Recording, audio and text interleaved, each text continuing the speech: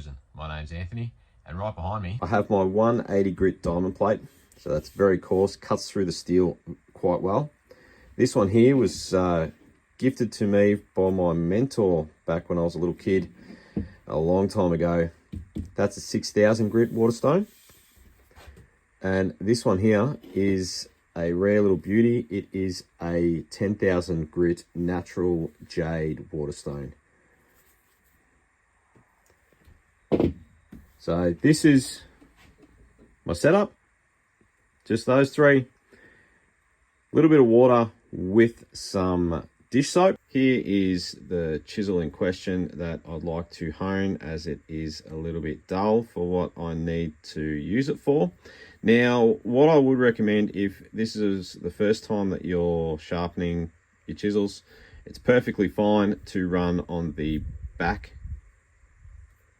of your chisel.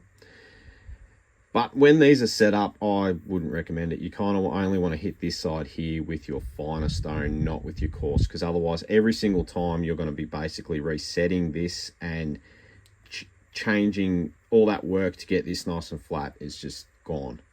So what I tend to do is place it on the stone, and I will just lift it up ever so slightly.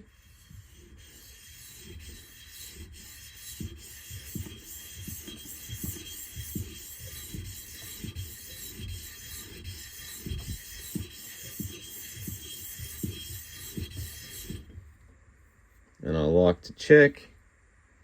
I can actually see there, you can see that I'm creating that second bevel. Lift it up again.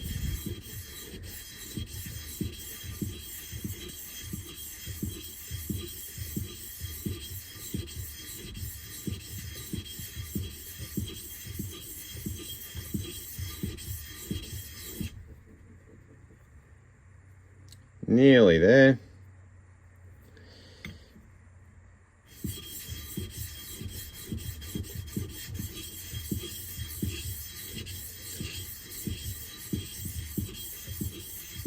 And you can see one of the things I do like to do is try to utilize that whole surface, whether it's the diamond plate or a stone.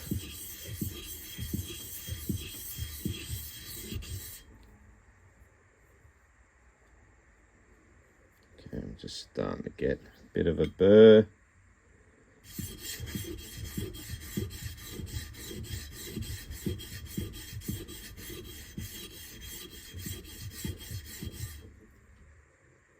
There we go, I've got a nice burr on that now. Move to the next stone. Now this one here, I am almost nearly always quite happy to just take that burr off on this side, just to help those two edges meet. But what I'm going to start doing is polishing that secondary bevel.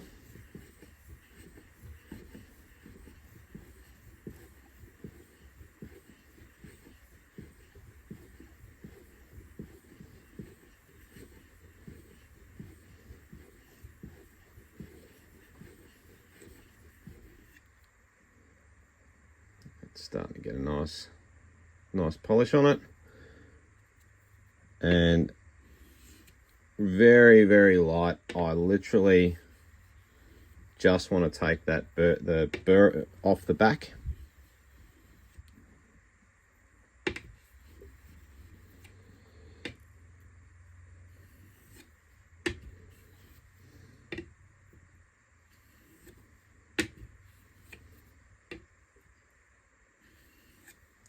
And I reach a point with this, once you can feel everything, is I'll put less and less pressure to the point where I'm just letting the chisel drag itself over, just to help those two edges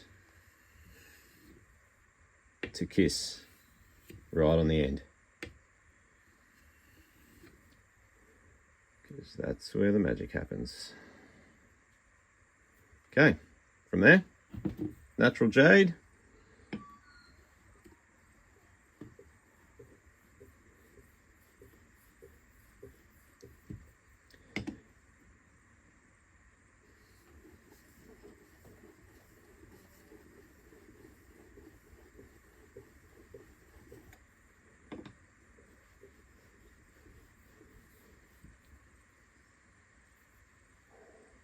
It's feeling nice.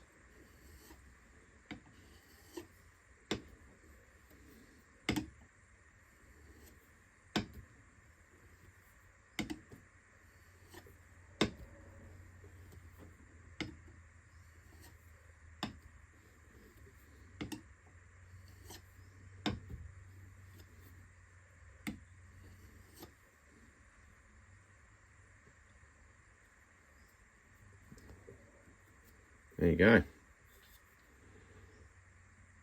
And that is ready for its next go.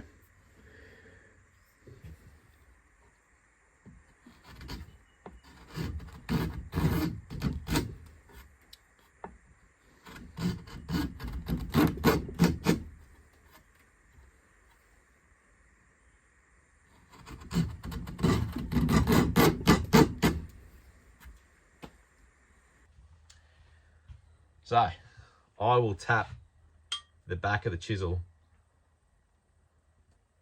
Well, like this, it's the back. It's probably not the back, but you get what I'm demonstrating.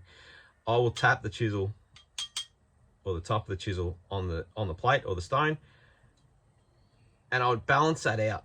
Once I've got that balanced out, I will lift it up like ever so slightly. Like it is like so it's smaller than a bee's dick, right? It is tiny, the amount that you are lifting that up.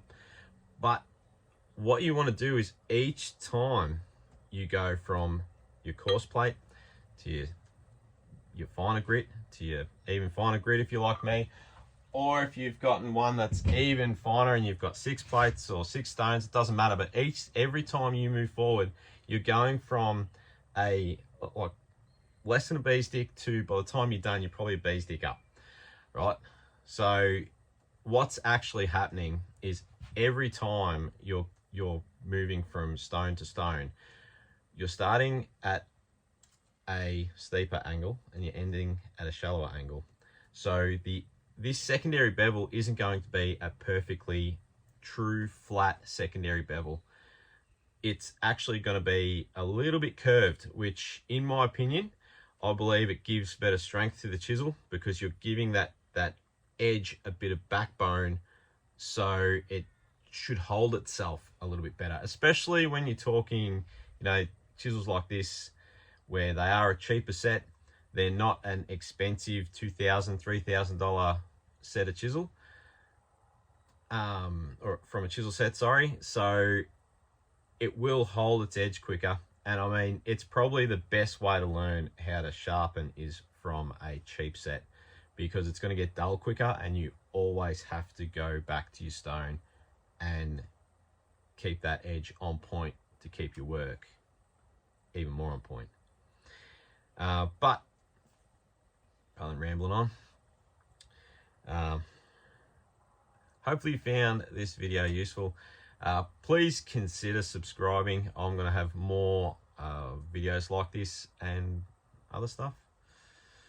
I'm pretty sure I'll have some other stuff up in the coming weeks, and make a regular thing out of it. So you all be good, and yeah, be sure I'll catch you in the next one.